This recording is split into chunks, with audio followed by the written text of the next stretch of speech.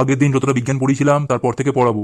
তো আশেপাশে যা কিছু আছে সব কিছু মিলিয়ে হলো আমাদের পরিবেশ। গাছপালা, নানা রকমের প্রাণী, আমাদের পরিবার, সব মিলিয়ে পরিবেশ গড়ে ওঠে। স্কুইড গেম সিজন 2 দেখলি? হ্যাঁ রে। আরে না, আমার দেখা হয়নি, আমি তো বেবি জন দেখছিলাম, খুব একটা ভালো লাগলো না।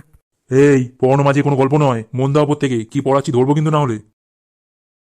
তো সাপ তো ইঁদুর খায়, আমরা যদি সব সাপকে মেরে ফেলি তবে কি হবে? না তবে ইঁদুর এত বেড়ে যাবে যে ওরা যেখানে সেখানে ঢুকে পড়বে, আমাদের বইপত্র কাটবে, মাঠের ফসল নষ্ট করবে। তাহলে সব সাপ মেরে ফেলাও কিন্তু আমাদের বিপদ। এই যেমন কয়েক বছর আগেও কিন্তু বর্ষাকালে একটু বৃষ্টি হলেই কত ব্যাঙ ডাকতো, এখন ওদের সংখ্যা কমে গেছে। তার কারণ কি? কারণ হচ্ছে ব্যাঙেদের খাবার হলো পোকামাকড়, আর জমিতে আমরা বীজ দিই পোকা মারার জন্য, আর সেই বীজ খেয়ে পোকা মারার সাথে সাথে ব্যাঙও মারা যাচ্ছে। তো নতুন আর কি কি দেখলি? না, তেমন কিছু দেখা হয়নি এখনো। আমি একটা গেম খেলছিলাম, দারুণ একটা গেম বেরিয়েছে, দেখবি? এই তোরা তখন থেকে গল্প করছিস, আমি কি পড়াচ্ছি বলতো? এই দিবেন্দু, তুই ওঠ, বল কি পড়াচ্ছি। স্যার, আপনি তো বই পড়াচ্ছেন। হ্যাঁ, বইয়ের কোনটা পড়াচ্ছি? স্যার, একটা অধ্যায়। অধ্যায়ের কোনটা? ওই অধ্যায়ের খানিকটা অংশ, মানে ওই প্যারা প্যারা। মেরে তোকে করে দেবো টেরা। কোন সাবজেক্ট পড়াচ্ছি বলতে পারবি? স্যার, বাংলা। কিচ্ছু শুনিসনি, তুই বেরোতো ঘর থেকে, কান ধরে বাইরে গিয়ে দাঁড়া। শুভ, তুই বল।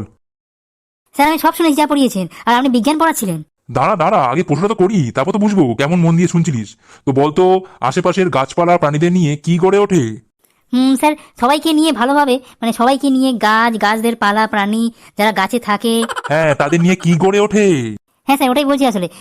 গাছদের পালা প্রাণী যারা গাছে থাকে, গাছের পাশে থাকে, গাছের উপরে থাকে, গাছের নিচে থাকে, গাছের একদম উপরে থাকে, গাছের একদম নিচে থাকে, সবাইকে নিয়ে আসো। আরে, তাদেরকে নিয়ে কি গড়ে ওঠে? হ্যাঁ স্যার, একটু ভুলে যাচ্ছি কি রে শব্দটা। স্যার, কি গড়ে ওঠে বেশ? আরে পরিবেশ গড়ে ওঠে। ধর, কিছু শুনিসনি, তুই বেরোতো। না না স্যার, আমি সব শুনেছি, আপনি আর একবার ধরুন, আমি সব পারবো। আচ্ছা বলতো, সাপেরা কি খায়? সাপেদের মেরে ফেললে কি হবে? হ্যাঁ স্যার, সাপেরা এমনিতে দুধ কলা সবই খায়। দুধ কলা কোথা থেকে এলো? আরে স্যার, সাপ দুধ কলা সব খায়, আমার মা তো প্রায় বলে যে দুধ কলা দিয়ে কাল সাপ করছি। আরে সাপেরা ইঁদুরও খায়। আচ্ছা বাদ দে, তুই বল সব সাপেদের মেরে ফেললে কি হবে? হ্যাঁ, এটা পারবো। সব সাপেদের মেরে ফেললে তারা প্রথমে মারা যাবে, আর এইভাবে অকারণে মেরে ফেলা হলে অনেক বেশি বেশি পাপ হবে, আর ভুগতে হবে যে মারবে তার বাবাকে। এই এক মিনিট এক মিনিট, কি হলো কেসটা? বাবা কোথা থেকে এলো? কার বাবা? আরে তুই তো বললি যে ভুগতে হবে বাবাকে, তো বাবা কোথা থেকে এলো? আগে স্যার, আপনি তো এটা মনে হয় শোনেননি যে পাপ তার বাপকেও ছাড়ে না, তাই বললাম আর কি। কিচ্ছু শুনিসনি যা পড়িয়েছি। কেন স্যার, ভুল বললাম? সব সাপকে মেরে ফেললে কি পাপ হবে না? নিকুচি করছে তোর পাপের। যদি সব সাপকে মেরে ফেলি তবে ইঁদুর এত বেড়ে যাবে যে ওরা যেখানে সেখানে ঢুকে পড়বে, আমাদের বইপত্র কাটবে, মাঠের ফসল নষ্ট করবে। কি বলছেন কি? ইঁদুর এত বেড়ে যাবে? আমার বিশ্বাসই হচ্ছে না। আরে সত্যি রে বাবা, এটাই হবে। তুস, বলুন তো মায়ের দিব্যি। মায়ের? এই তোর সাথে আমি এত কথা বলছি কেন রে? তুই কান ধরে বেরোতো। আচ্ছা স্যার, বেরোচ্ছি। তবে স্যার, বেরোনোর আগে একটা কথা ভাবুন তো, এই যে এত ইঁদুর বেড়ে যাবে বলছেন, সেটা কেন? কেন বাবা? সব সাপ মেরে ফেলার জন্য। না স্যার, পাপের জন্য।